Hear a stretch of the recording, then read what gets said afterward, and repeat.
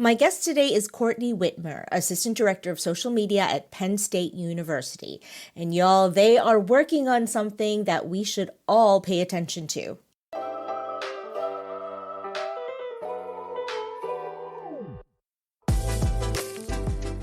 Welcome to Confessions of a Higher Ed Social Media Manager. I'm Jenny Li Fowler, award-winning social media professional, author, and podcast host, and a recognized voice across the social media marketing industry. Social media managers are navigating the wild, ever-changing world of higher ed communications, and I'm here to share the real stories and lessons behind the posts. Each episode explores the challenges, strategies, and untold moments that come with running social media accounts in today's digital landscape. Let's get into it.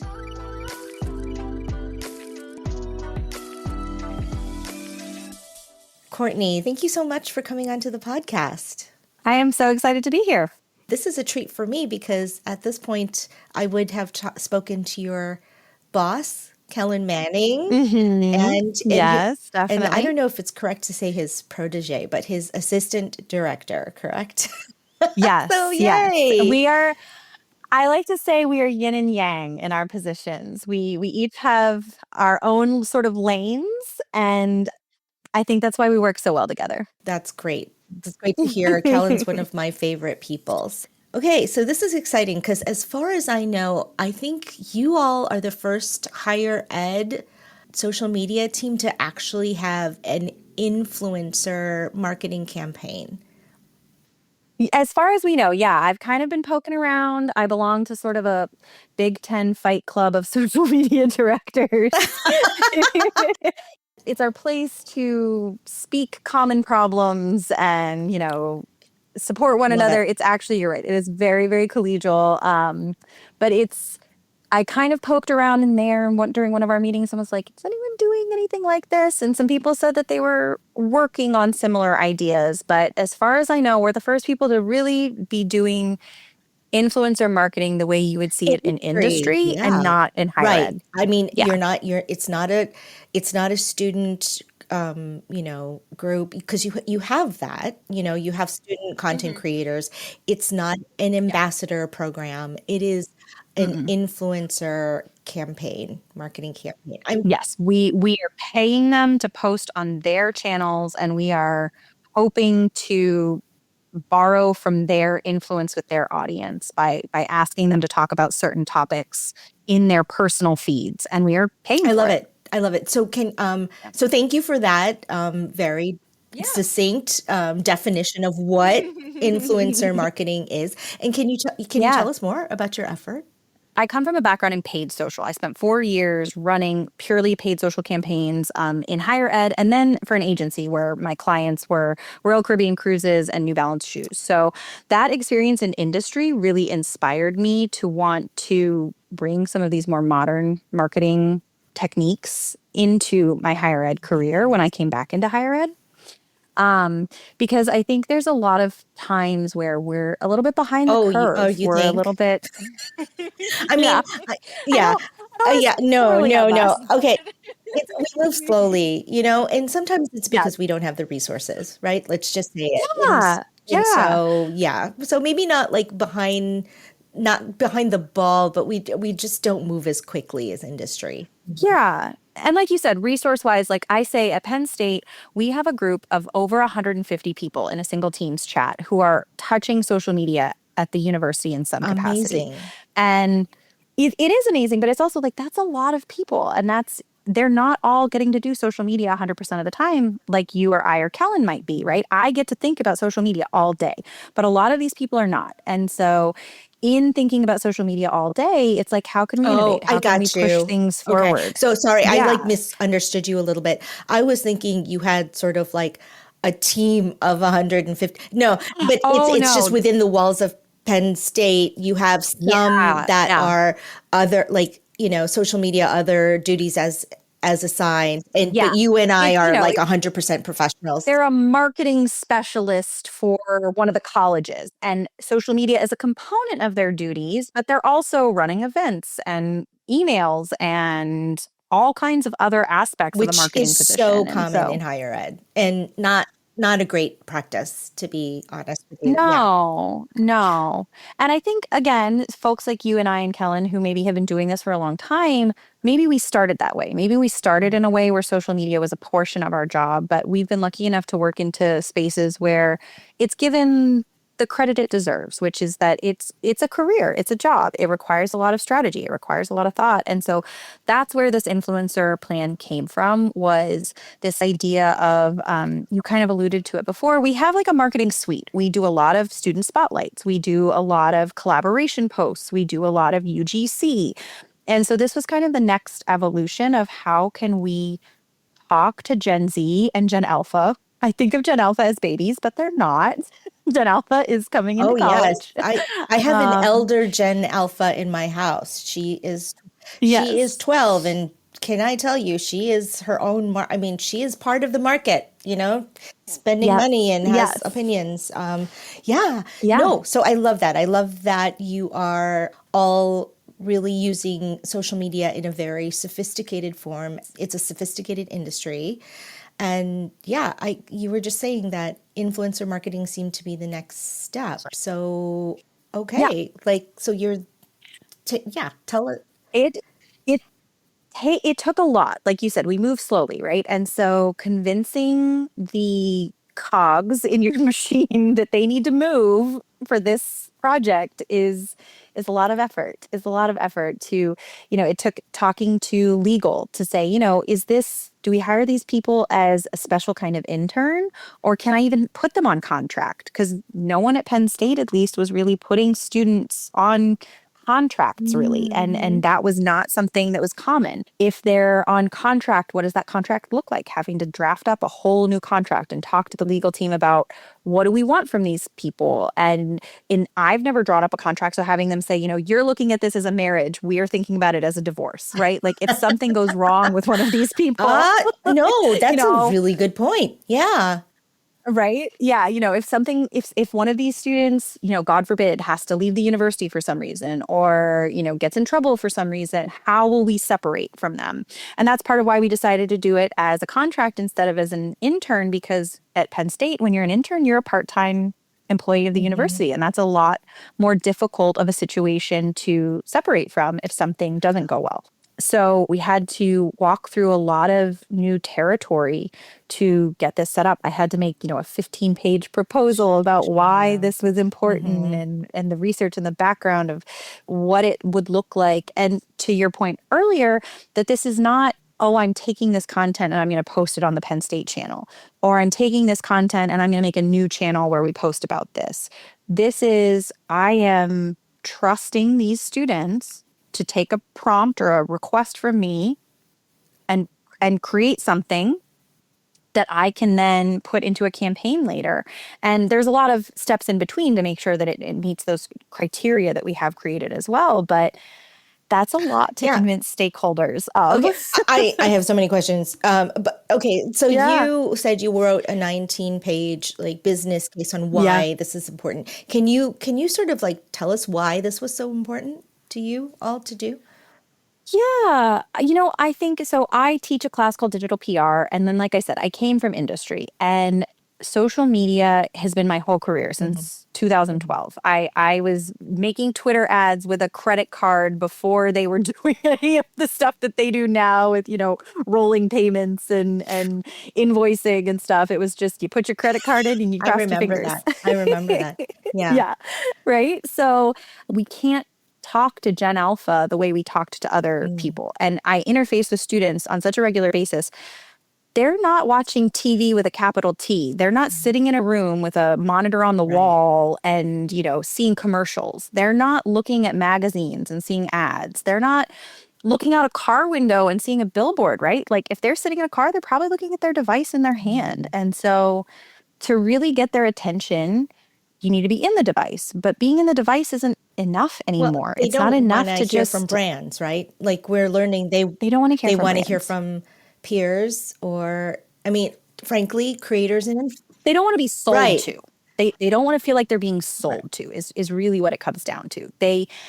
And brands don't always, even brands that are doing influencer marketing, you see a lot of reporting of influencers and content creators saying, please stop telling me to say your brand's name in the first 3 seconds. Please stop, giving me a script. Please let me craft this. Like, you came to me for a reason. You came to me because you want to talk to my audience through me.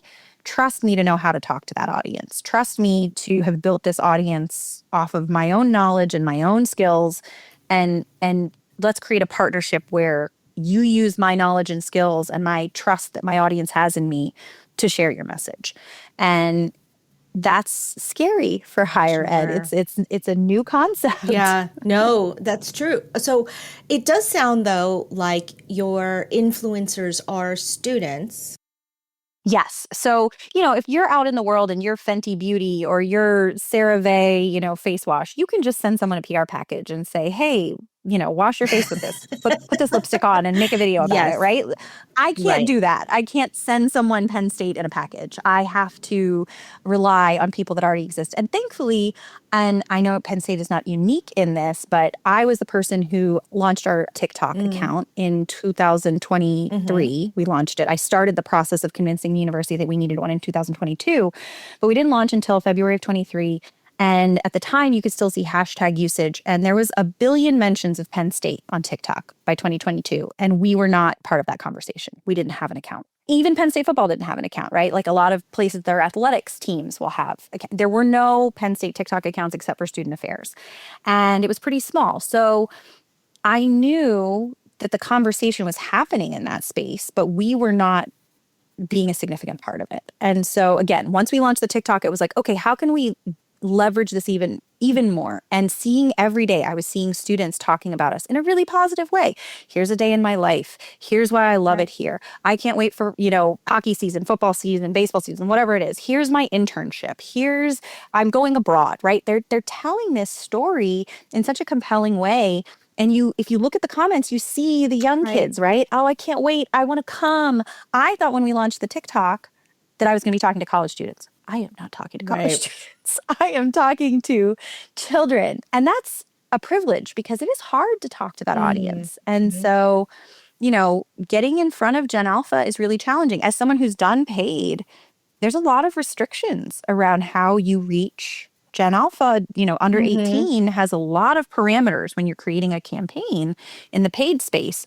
So how can you bypass that and talk to those folks is through influencers. Through creators and influencers. And so you're really looking Hmm. into your community to find your Hmm. influencers. But, I think sometimes people feel like the term influencer is like Kim Kardashian or like Sydney Yeah. Sweeney. But influencers are like people who have their own social media presence, and it doesn't Hmm. have to be in the millions. It might No. be like what I like to like a micro influencer, like in the Yeah.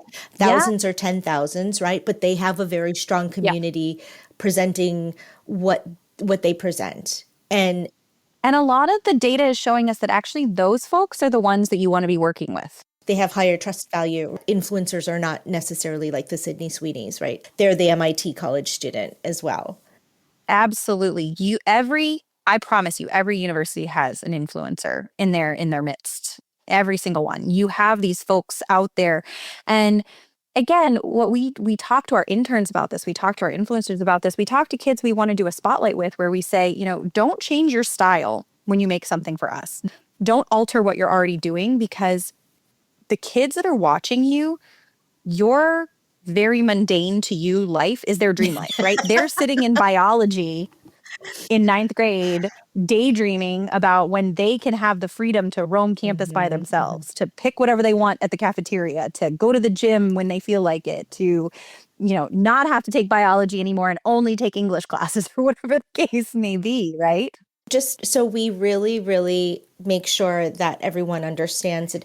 What are Yeah. your interns doing for you as opposed to what is like your student content creation team doing for you versus what are your influencers doing for you?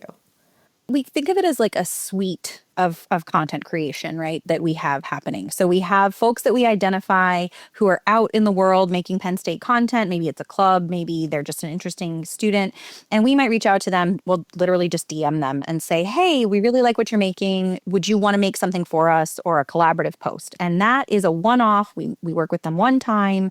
We have like a 30-minute meeting, and they make us one post about whatever it is that caught our eye about them. And we usually post that on our channel. They send us that video and it gets posted on the Penn State brand channel, whether that's Instagram or TikTok or both, like a collaboration or a spotlight. We think of those. And then the same process, like we find these people the same way. They're hashtagging us, they're tagging us, they are showing up in our feed as people who are talking about us. If we see someone who's really talking about us a lot, then that's someone we might consider for the influencer program. And there's a lot more that goes into it. We have had open applications previously.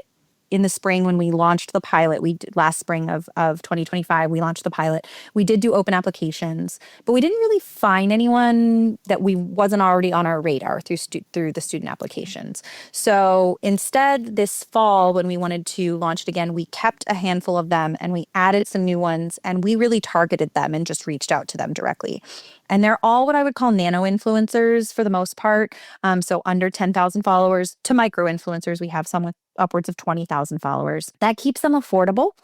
In addition to what you were mentioning about the trust, right? When you're talking about someone with a couple 100,000 followers, who are those people? Are they even my audience anymore? Like, why are they watching this person?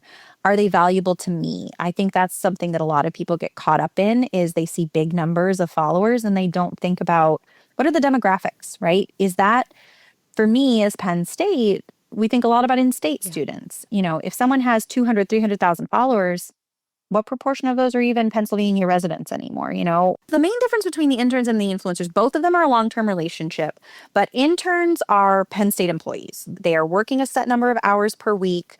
I almost think of them as reporters of the past, right? We actually kind of give them beats. We're like, I want you to cover events. I want you to cover man on the street type, interviews and interactions with students. I want you to cover this kind of stuff. And so we did that because we found if we gave them too vague, just make us social media content, that was too open-ended for them and they weren't being successful. That's such a good point. Yeah. So if we give them kind of a little bit of direction, then that seems to keep them on task more. And we expect up to 2 videos, a minimum of 1 video per week from them, short form content, up to 2 videos or more per week of short form content, depending on what's going on. And they cover just about everything, but mainly things that we know students have questions about. What does a dorm look like? What is it like to go to a football game? What is it like to move in? What is it like so they do trend-based content as well as more, I guess, like I said, sort of day in my life, first person point of view Best content. practices, work about what it's like to be a for student. higher ed, the content we have created. So we're outsourcing the content creation so we don't have to do it all. Love it.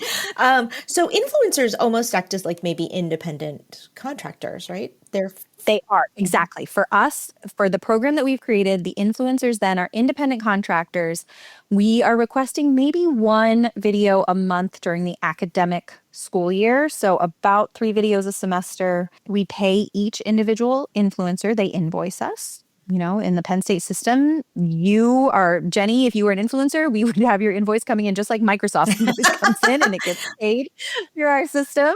So we view that as something we're educating them. Right? We know a lot about what this is like, and working in the influencer industry right now is very much the Wild West. These kids could really easily be taken advantage of. So this is an opportunity for us to say, this is what you should expect. This is how you should be treated. This is what you should be getting in return. This is how you make an invoice. If you've never made one before, here's some resources. Yeah, no, that's amazing. That's great. That's so good. And also, influencers, like you mentioned, do expect to be paid. So is there an industry, can you give us an idea of like an industry standard for this level?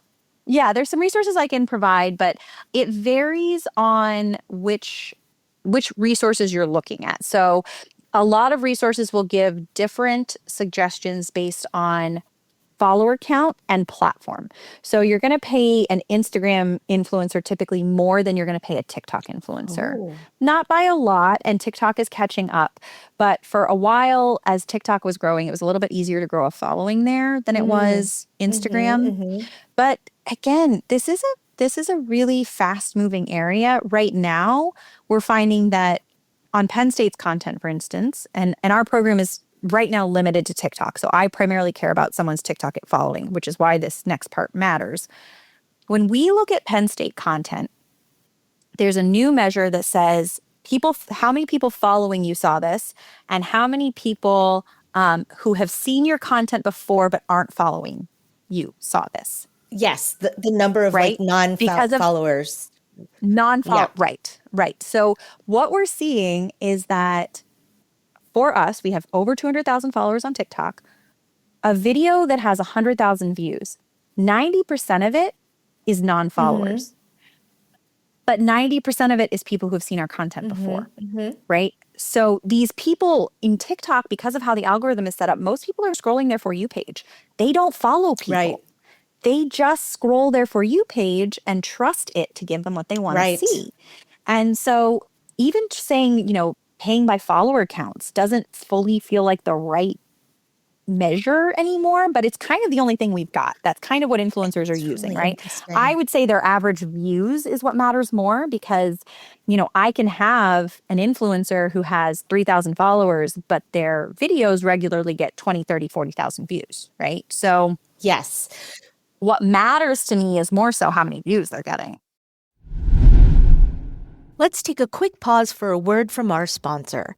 Southeast Missouri State University needed to launch more targeted campaigns faster, yet they were bogged down by manual campaign builds, slow approvals, and vendor overload.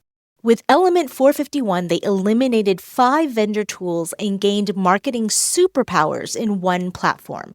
They saw a 13% increase in applications, processed applications within 2 days, and achieved 33 to 35% email open rates. The impact? Personalized, automated campaigns running at scale without the drag. Ready to turn your next campaign around in hours and not weeks? Try an agent today at element451.com/agents. So in the contract, you're saying, okay, about one, short form video a month. Are you paying them per video? Yes, we pay them per video, and not all of them do it. So depending, if one of them's like, I have exams this month, I can't meet your deadlines. We're like, okay, that's fine. Yeah. And so we have 8 right now. Penn State has several campuses. And so we have the majority of our influencers, 6 of them are at University Park, which is our primary campus. And then we have 2 that are at Commonwealth campuses. So campuses in other parts of the state. That is important to us because we also want to maintain healthy enrollment at our Commonwealth campuses. And so we want to showcase the experience there. So we're targeting more Commonwealth students as well to just, again, show the breadth. So we've got someone who's an education major. We've got someone who's a business major. We've got some STEM majors. So we try to get a breadth of student experience. But yes, whichever ones of them say, yep, I can do that for you this month. If they meet the deadline, they get paid. They do have to invoice us. They're not always great about invoicing. A lot of them are just excited to be part of the program and get the attention and be able to tell other brands that we're a partner for them. Those things are really important to them. But we are paying in, I'll say it, we're paying $150 per video. Great. So I was going to say it's probably in the hundreds. So that's super helpful. Yes. Okay. And so again, that's industry standard right now. So in a week, you can go look up when I worked in brand marketing, we paid an influencer $80,000 for a week's worth of work. But this is a person who has now, that was several years ago, but now has millions of followers on TikTok, right? So they're full-time influencer professionals. So that's a different sort of level. Yes. And I don't want to take advantage of students. So I do want to say it was important to us to pay these students, and we found a way to pay them. We worked with our marketing team to facilitate some budget to do this. But I do think it is possible for schools that are saying, I want to do this, but I don't have a budget. I think there are ways to facilitate it without paying them. I think if you can give them special access, if you can make them feel special or give them access to things that maybe the average student wouldn't have Yeah. access to, that is valuable to them because that means they can make content that no one else can make, right? So I think about at Penn State, we have a bell tower. It's only open twice a year for tours, and the line gets very, very long. If we were to say, you know what, we'll take you up for a private bell tower tour, and you can make whatever content you want out of that, right? That would be a unique experience the average student has access to. So we're not saying, this isn't something that they're only getting the privilege to do, but it's usually hard to get a hold of. It's, and you're not guaranteed to be able to do that. If we were able to work with, we've talked about working with our bakery to say like, oh, do you want to do, a private tasting or something, one of our, that's cool. Yeah. There's different little things that you can try to do to make them feel special because their goal is to make content that people want to watch, right? And part of what makes people want to watch it is, I've never seen that, or I've never gotten to do that. Totally. I imagine, there are like opportunities, like we can arrange it so you can run onto the football field with the football students. Like that's probably something, an opportunity that a student would welcome, right? Something like that. Right. So exactly. Yes. I love that idea. Thank you for bringing that up. Or in-kind stuff, like Penn State's well known for our ice cream, the creamery, like sending little care packages, right? Like, and then they get to unbox a little something. Yeah. Makes them feel special. Yeah. I mean, the swag and the perks are just as much a part of influencer marketing, isn't it? It's that cachet. Yeah. I want to be sent influencer box. Maybe I should. Maybe I shouldn't say that. I'm not asking for it. But I mean, it just feels so nice when Yeah. I mean, it's just like, who doesn't like to get a present in the mail? That's very true. I do want to ask about the contracts. You did work it. I mean, is it in legalese pretty simple, or is it a bulk? Yes. Okay, so. We tried to keep it very straightforward. Again, these are young people. Most of them, we are their first brand deal. Hopefully we're not their last. Amazing. We're hoping to help them build a platform or further build the platform they may already have. We chose people that felt very brand safe for us. So that's part of it. So the contract is meant to protect us. Like I said, the lawyers were like, we're thinking about what if we have to have a divorce, right? How do we make sure that all parties are protected? So it's such a great way to put it. It's like the prenup. Yeah, it is. It is. Because these are young people and they make mistakes or their circumstances change. And so you need to be able to sever that relationship in a way that's not harmful to either party. So the contract is very straightforward. It lays out the terms of, sort of, this is what you're agreeing to do, this many posts. We will send you a prompt. You will reply in a timely fashion. All the legalese is pretty straightforward. But it's brief and it's time limited. So hypothetically, we should be having them re-sign them every year. Right. Again, that gives us an out if something goes wrong or they graduate, it just kind of expires. It gives us room if we sort of maybe someone's underperforming compared to others and we want to bring on someone new instead of having to quote unquote fire them. We just let their contract come to term and then we say, thank you. Maybe we'll work together in the future, but we're going to take a different route now. Yeah, I think, that makes total sense. It sounds like you did put in the sweat equity of getting all of the stakeholders on board, but you were able to do it. What do you think the key was, or what do you think the thing, were you just persistent? What was the thing that got everybody on board? There were a couple of layers. One is we already mentioned my very wonderful director, Kellen, who really supported it. And so having direct leadership that supported it was critical. I don't think I could have pushed it through if my direct supervisor didn't support it. And then I do think that our office really wants to be forward thinking. They really want to be at the forefront of what's happening in terms of how we talk to our stakeholders in our community, not stakeholders within the university, but our audiences, right? They want to make sure that we're staying on top of that stuff. So I'm very lucky to be working in a university where that's the case. So I think that was important. But when I said earlier that my director and I are kind of yin and yang, it's because he's very vibes-based and I am a numbers gal. I sort of say, he usually recognizes things with his years of experience and sort of his gut, and I chase after with the receipts. And I'm like, nope, we've got the data to back that up. He's like Bruce Lee, flow like water type guy, Yeah. Yeah. So And I'm the accountant. he needs you. I mean, we need the Yeah. receipts person, What I always argue with people and I tell my students is people can have a lot of opinions about social media because it's in their pocket, it's in their kid's pocket. If a 10-year-old can operate Instagram, right, that doesn't seem very impressive to a 60-year-old who might be the purse strings holder in your university, right? That's been a struggle my whole career, right? But they can't make those arguments when you present them with numbers. And so that was really the big thing for me. Like I said, when I show them the data that said for wanting to launch the TikTok, 1 billion people are talking about us. There's 1 billion mentions of Penn State, and we're not a single one of them. So someone else is telling our story for us.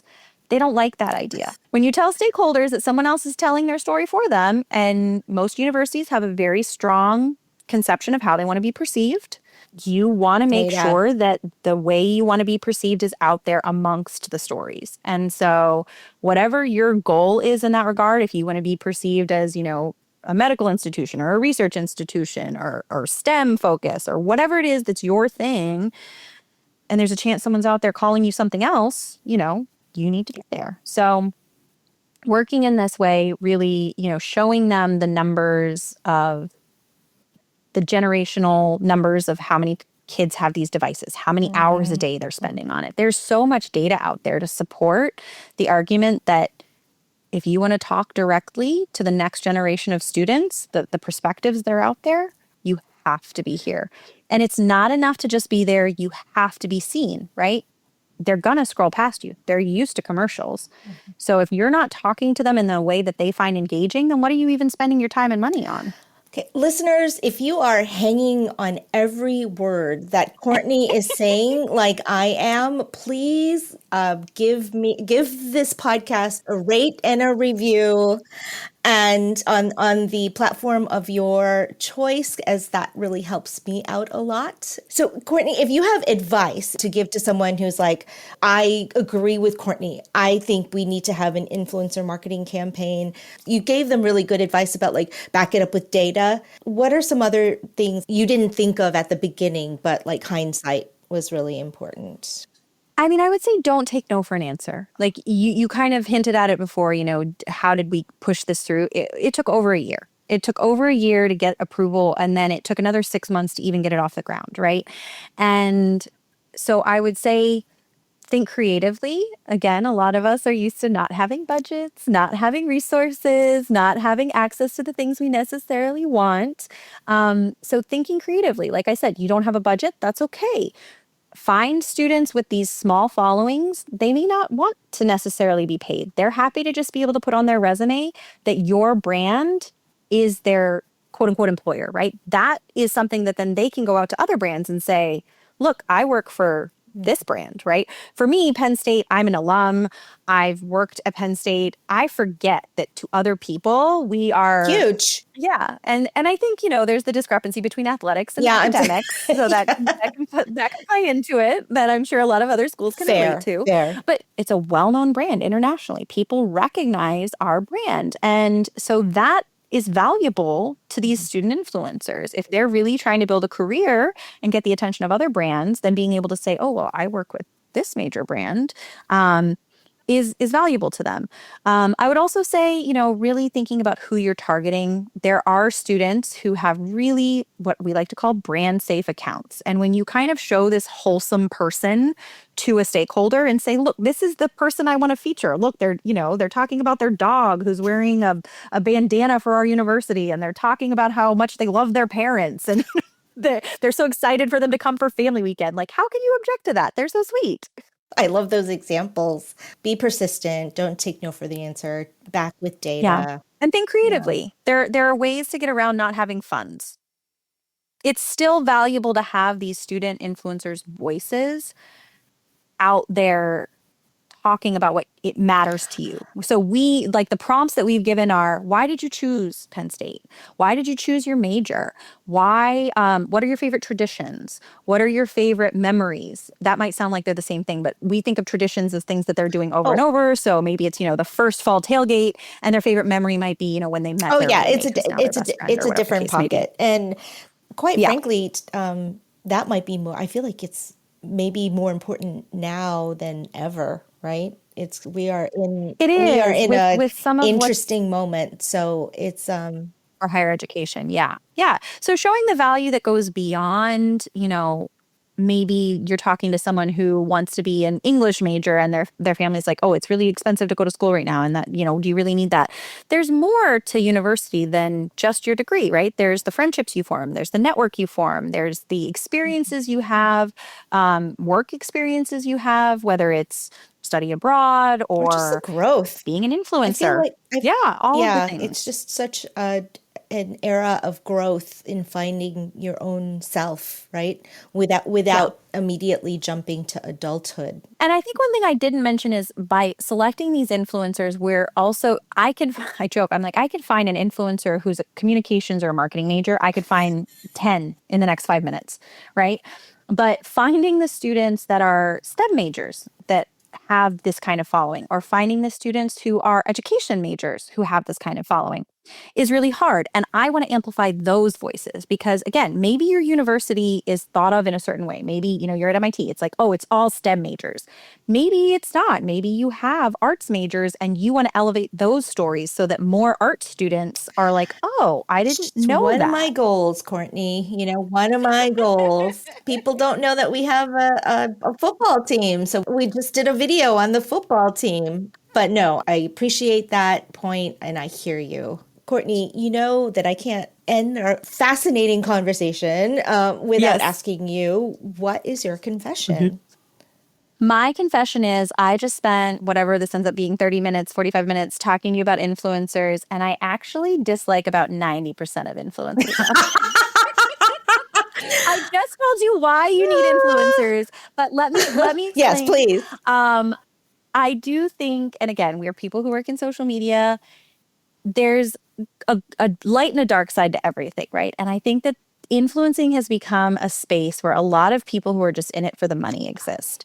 And I make a really strong distinction between a content creator and an influencer. And to me, a content creator is someone out there who wants to educate or entertain or create a community around a specific topic. And influencers are there to make money. And so I don't like that side of things because I think it feels yucky. And I think it's part of what gives social media a bad name to some people. I get it. But I do think that when you find the content creators who have influence, that's the sweet spot of finding a space where you can work with someone and they can really help you further your mission and your brand and the message you want to get out there. I totally get you, but I will just chime in and say I love to be influenced. Not because I'm like, oh, everybody influence me. It's like the people that are Korean American, like makeup beauty creators, and I don't have the time or the money or to try every single product, but they'll say, if you're going to get 2 products, here are the 2 and then I'm like, yes, influence me, please, But I would argue those are content creators, right? They have a specific audience and they're saying, they care about you as a fellow person with the same struggle they have or with the same interest that they have. And I think those people are fantastic. Even if it's entertainment. I love a millennial mom skit maker. Right? Like, yes. Help me laugh about what I'm going through. Yeah. Because otherwise I'm gonna cry. Yeah. But I don't like the ones that are just there to make money and pushing the affiliate links and stuff. They go to those nature spots because they don't like nature, just because they're just trying to have this persona. Exactly. Yeah, no, I got you. Courtney, this has been delightful and I've learned a lot. Thank you and Kellen, Kellen is one of my favorites in the biz. But you all are doing an amazing job and thank you for your time. Thank you. And I think we talked about this before. I have some links I can give you if there's a way to link stuff in show notes or anything like that. I can give you some useful links. We will add them. Thanks, Courtney. Awesome. Thanks for listening to Confessions of a Higher Ed Social Media Manager. This show is a proud member of the Enrollify Network, home to Higher Ed's largest collection of podcasts. Enrollify is where higher ed goes to grow. So be sure to check out our other podcasts, webinars, video clips, blogs, and more. Visit Enrollify.org and subscribe for all the latest details and content drops directly to your inbox. Enrollify is brought to you by Element 451, the digital workforce platform for higher ed. Learn more at element451.com.